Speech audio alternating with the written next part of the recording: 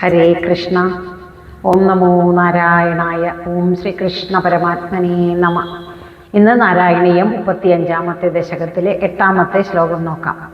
ശ്രീരാമ പട്ടാഭിഷേകം, സീതാപരിത്യാഗം, പുത്രോൽപത്തി എന്നീ കാര്യങ്ങളാണ് ഈ ഒരു ശ്ലോകത്തിൽ വിവരിച്ചിരിക്കുന്നത്. പ്രീതോ ദിവ്യാഭിഷേകൈഹി അയുധ സമധികാൻ വത്സരാൻ പര്യരംസീഹി മൈഥില്യാം പാപവാച ശിവ ശിവ കിലതാം ഗർഭിണീം അഭ്യഹാസീഹി ശത്രുഘ്നേന അർദ്ധയിത്വാ ലവണനിശിചരം പ്രാർത്ഥയഃ ശൂദ്രപാശം താവത് വാത്മീകിഗേഹേ കൃതവസതിഃ ഉപാസൂത സീതാസുതൗതേ.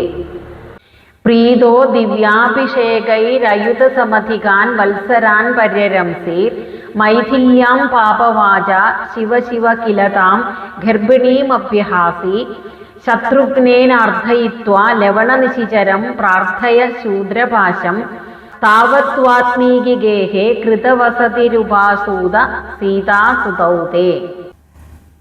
ത്വം ദിവ്യാഭിഷേകൈഹി, അല്ലയോ ഭഗവാനെ, അവിടുത്തെ പട്ടാഭിഷേകം കഴിഞ്ഞ് പ്രീതഃ സന്തുഷ്ടനായ അവിടുന്ന് അയുധസമധികാൻ 10,000-ലധികം വത്സരാൻ സംവത്സരകാലം പര്യരംസീഹി സുഖിച്ച് രാജ്യം ഭരിച്ചു. മൈഥില്യാം സീതാദേവിയെക്കുറിച്ചുണ്ടായ പാപവാച ലോകോപവാദം നിമിത്തം ഗർഭിണിയായ താം ആ സീതാദേവിയെ അഭ്യഹാസീഹി പരിത്യജിച്ചുവല്ലോ. ശിവശിവ, കഷ്ടം കഷ്ടം എന്ന് പറയാണ്. ശത്രുഘ്നനെ കൊണ്ട് ലവണനിശിചരം, ലവണൻ എന്ന അസുരനെ അർദ്ധയിത്വ വധിപ്പിച്ചിട്ട് ശൂദ്രപാശം അധാർമികനായ ശംഭൂകൻ എന്ന ശൂദ്രനെ പ്രാർത്ഥയഃ വധിച്ചു. താവത് അക്കാലത്ത് വാത്മീകിഗേഹേ വാത്മീകിയുടെ ആശ്രമത്തിൽ കൃതവസതിഹി പാർത്തു വന്നിരുന്ന സീതാദേവി തേ സുതൗ ഉപാസൂത ഭഗവാനെ, അവിടുത്തെ 2 ഉണ്ണികളെ പ്രസവിച്ചു. അയോധ്യയിൽ ശ്രീരാമ പട്ടാഭിഷേകം വളരെ ഭംഗിയായി നടന്നു. 10,000-ലധികം കൊല്ലക്കാലം ശ്രീരാമൻ സന്തോഷത്തോടെ സുഖമായി രാജ്യം ഭരിച്ചു. ആ ഇടയ്ക്കാണ് ഒരു സംഭവം ഉണ്ടാകുന്നത്.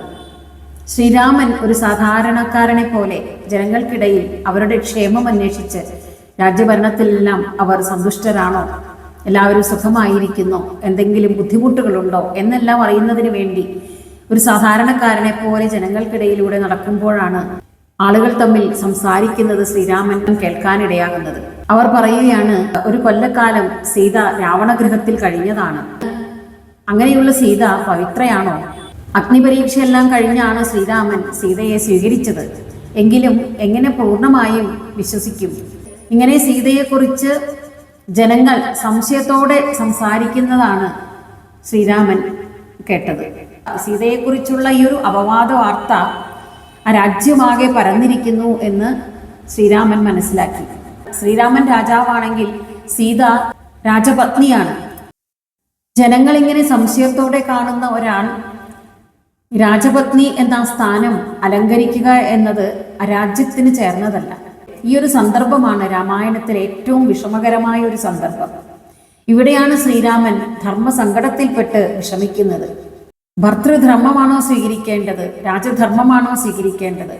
2 ധർമ്മങ്ങളും തമ്മിലുള്ള ഒരു സംഘട്ടനമാണ് ശ്രീരാമനിൽ നടക്കുന്നത്. ഇതുപോലുള്ള ധർമ്മ സംഘട്ടനങ്ങൾ നമുക്കും ഉണ്ടാവാറുണ്ട്. ധർമ്മങ്ങളിൽ പ്രധാനമായത് അപ്രധാനമായത് എന്ന് 2 തരത്തിലാണ്. പ്രധാനമായ ധർമ്മം ആണ് തിരഞ്ഞെടുക്കേണ്ടത്. അത് ഏതാണ് വേണ്ടത് എന്നുള്ള ഒരു ധർമ്മ സങ്കടത്തിൽ പലപ്പോഴും നമ്മളും അകപ്പെടാറുണ്ട്. ഇവിടെയും ശ്രീരാമൻ ആ ധർമ്മ സങ്കടത്തിൽ അകപ്പെട്ടപ്പോൾ ഒരു രാജാവെന്ന നിലയിൽ തൻ്റെ വ്യക്തിപരമായ സന്തോഷത്തേക്കാൾ പ്രജകളുടെ വിശ്വാസത്തിനാണ് ശ്രീരാമൻ പ്രാധാന്യം കൊടുക്കുന്നത്. അങ്ങനെ രാജധർമ്മമാണ് ശ്രീരാമൻ തിരഞ്ഞെടുക്കുന്നത്. ഇതുപോലെ നമ്മൾ പ്രധാന ധർമ്മം തിരഞ്ഞെടുക്കുമ്പോൾ നമുക്ക് പലതും ഉപേക്ഷിക്കേണ്ടി വരും. അങ്ങനെ ശ്രീരാമൻ മുഖ്യധർമ്മമായി രാജധർമ്മത്തെ സ്വീകരിച്ച് തൻ്റെ എല്ലാമായ ഗർഭിണിയായ തൻ്റെ ഭാര്യ സീതയെ അയോധ്യയിൽ നിന്നും അകറ്റി നിർത്താനാണ് തീരുമാനിക്കുന്നത്. ഗർഭിണിയായ സീതയ്ക്ക് വനവാസകാലത്ത് വനത്തിൽ മുനിമാരോടൊപ്പം താമസിച്ചിരുന്നത് പോലെ താമസിക്കണമെന്ന് ഒരു ആഗ്രഹമുണ്ടെന്ന് ശ്രീരാമൻ മനസ്സിലാക്കിയിരുന്നു.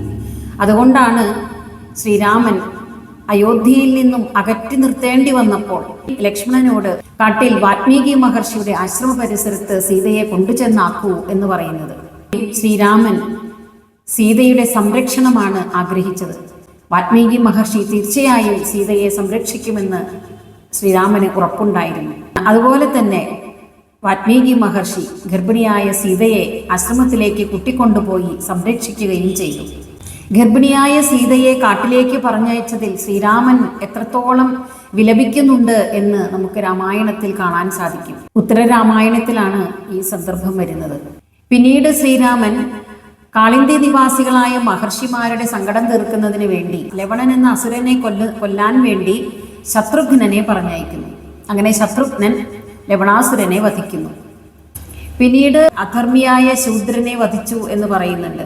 ത്രേതായുഗത്തിൽ ശൂദ്രന്മാർ തപസ് ചെയ്യുന്നത് ധർമ്മമല്ലായിരുന്നു. അപ്പോൾ ഒരു ബ്രാഹ്മണന്റെ പുത്രൻ അകാലത്തിൽ മരിക്കാനിടയായി. തൻ്റെ പുത്രൻ മരിക്കാനിടയായത് രാജ്യത്ത് അധർമ്മം നടക്കുന്നത് കൊണ്ടാണ് എന്ന് പറഞ്ഞുകൊണ്ട് ബ്രാഹ്മണൻ ശ്രീരാമന്റെ അടുത്ത് വന്ന് മകന്റെ ജീവൻ തിരിച്ചു നൽകണമെന്ന് അപേക്ഷിച്ചു. അങ്ങനെയാണ് ശ്രീരാമൻ ശംഭൂക എന്ന ശൂദ്രൻ തപസ് ചെയ്യുന്നത് കണ്ടെത്തുന്നത്. അങ്ങനെ സ്വർഗപ്രാപ്തിക്ക് വേണ്ടി തപസ് ചെയ്തിരുന്ന ആ ശംഭൂകൻ എന്ന ശൂദ്രനെ വധിച്ച് ശംഭൂകന് മോക്ഷം കൊടുക്കുകയാണ് ശ്രീരാമൻ ചെയ്യുന്നത്. അങ്ങനെ ബ്രാഹ്മണന്റെ പുത്രന് ജീവൻ തിരിച്ചു കിട്ടുകയും ചെയ്തു. അങ്ങനെയിരിക്കെ വാൽമീകിയുടെ സംരക്ഷണത്തിൽ കഴിഞ്ഞിരുന്ന ഗർഭിണിയായ സീത ശ്രീരാമന്റെ 2 പുത്രന്മാരെ ലവൻ കുശൻ എന്ന 2 പുത്രന്മാർക്ക് ജന്മം നൽകുകയും ചെയ്തു.